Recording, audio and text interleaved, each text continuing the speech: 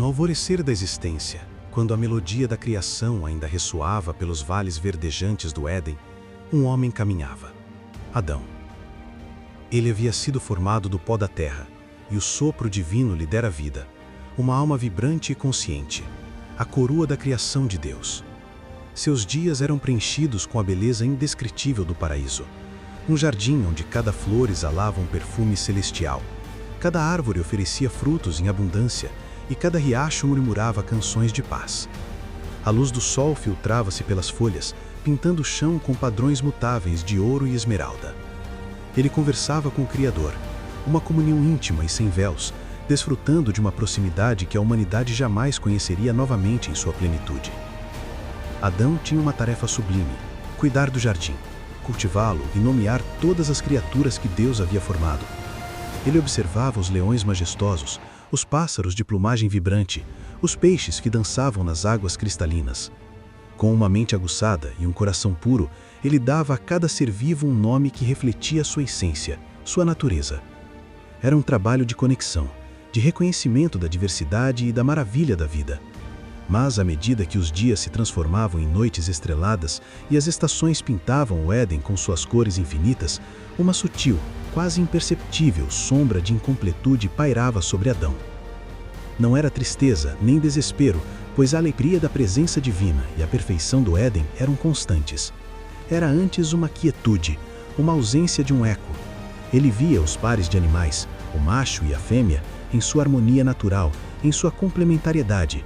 O leão com sua leoa, o pássaro com sua companheira, o cervo com a sua corça. Eles se moviam juntos, caçavam juntos, descansavam juntos, e em seus olhos havia um reflexo mútuo, uma compreensão que transcendia as palavras. Adão, por outro lado, era singular. Ele era o único de sua espécie, o único ser dotado de uma consciência tão profunda, de uma capacidade de raciocínio abstrato e de uma intimidade tão profunda com o Criador. Mas faltava-lhe um semelhante, um par. Ele podia conversar com Deus, sim, e essa era a mais sublime das comunhões. Mas Deus, em sua infinita sabedoria, conhecia a necessidade inata do homem por um companheiro, alguém que pudesse compartilhar sua existência em um nível igual, alguém que pudesse espelhar sua alma e entender a profundidade de sua experiência humana. Era o próprio Criador quem havia declarado: "Não é bom que o homem esteja só." Essa declaração divina não era uma reprovação, mas uma observação amorosa e uma promessa de preenchimento. A percepção dessa incompletude não era uma queixa de Adão, mas uma constatação silenciosa, uma espécie de anseio inarticulado que repousava no fundo de seu ser. Ele havia explorado cada recanto do Éden, desfrutado de cada delícia, mas em meio a toda essa plenitude havia uma lacuna que nenhuma das criaturas do campo ou aves do céu poderia preencher. Ele era o zelador do paraíso, o mestre de todas as criaturas, mas não havia encontrado entre elas uma ajudadora idônea, alguém que fosse seu igual, sua contraparte, seu complemento perfeito. A ausência de um ser que pudesse verdadeiramente corresponder à sua própria essência era um vazio sutil, mas profundo no coração do primeiro homem.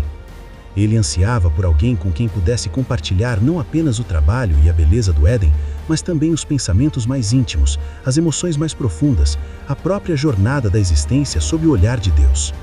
E então, Deus agiu.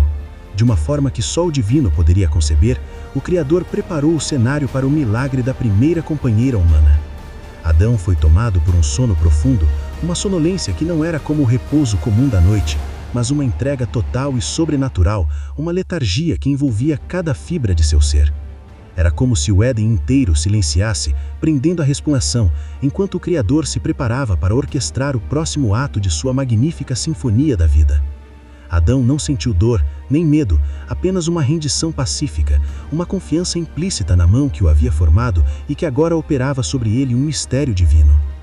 Nesse sono místico, profundo como o oceano e vasto como o céu, onde a consciência humana se curvava à vontade do Criador, Deus operou sua obra mais delicada e transformadora.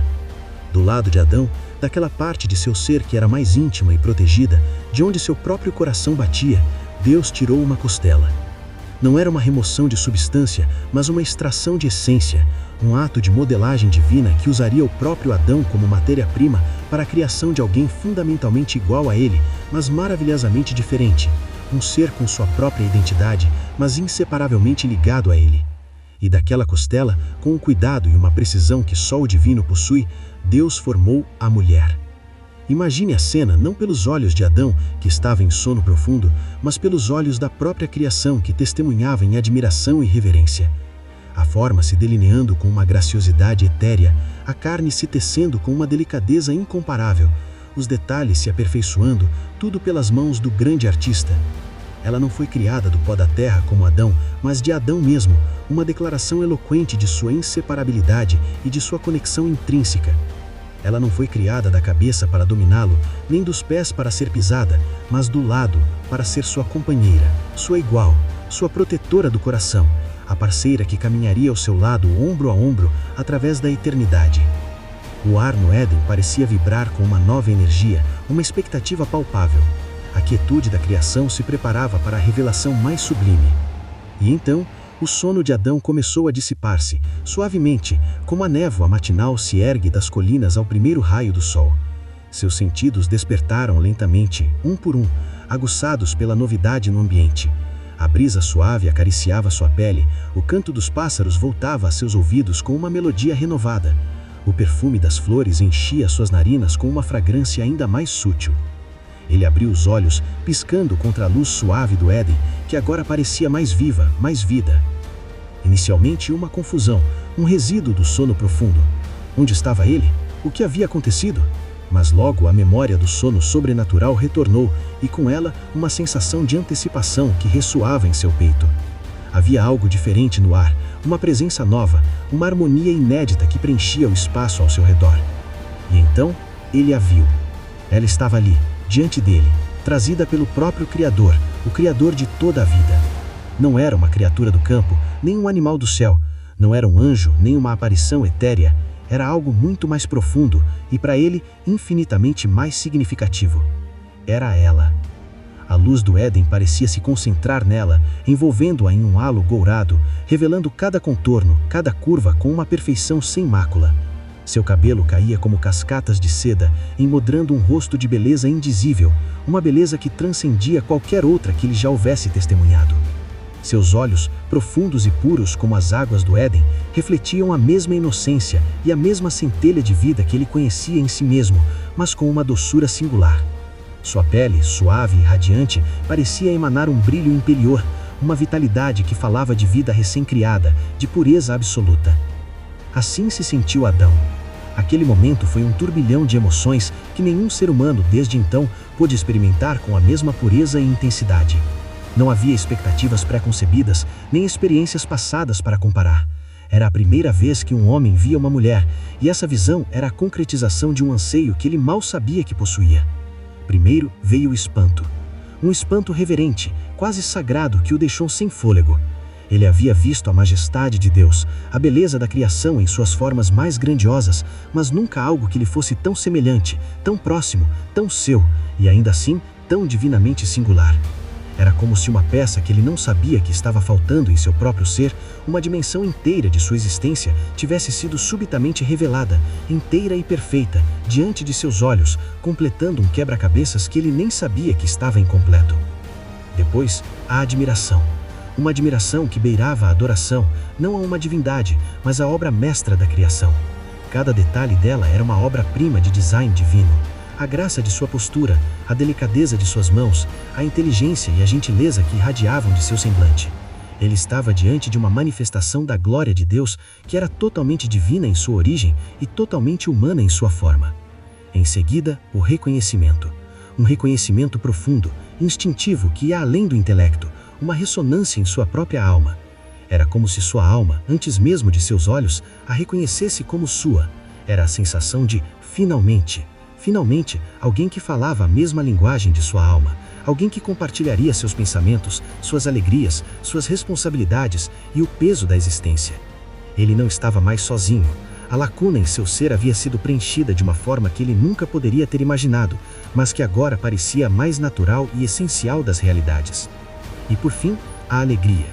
Uma alegria que explodiu em seu coração, liberando um torrebom de emoções que antes estavam adormecidas, uma exultação que preenchia cada célula de seu corpo.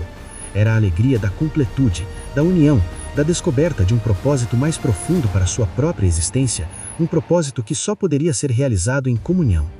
A solidão sutil que o acompanhava havia sido banida para sempre, substituída por uma promessa de companheirismo eterno, de amor e de vida partilhada.